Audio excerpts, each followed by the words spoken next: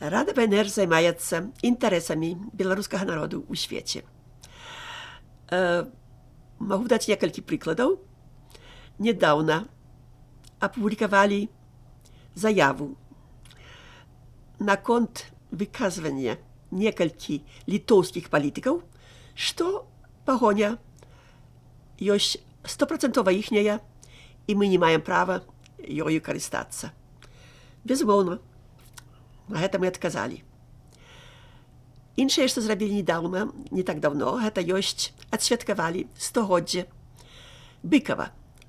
Зрабілі гэта вельмі ўрачыста, апублікавалі кнігу, было некалькі канферэнцыяў.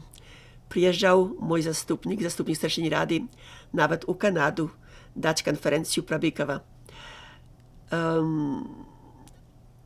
Недаўна, не так даўно, у Гданску польскі ўрад арганізаваў святкаванне угодкаў Касцюшкі у Польшчы. І нас запрасіў. Я, на жаль, не магла паехаць, але быў на святкаванні прадстаўнік БНР, які быў туды запрошаны. Думаю, прыкладаў такіх ёсць фактычна дзесяткі і дзесяткі. Не ведаю, ці гэтага вам хопіць.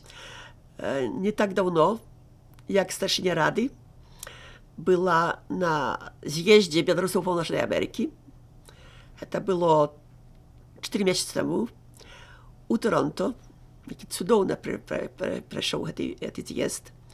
І там мела нагоду выступаць ад рады БНР і заахвочваць наш народ змагацца за вольную Беларусь.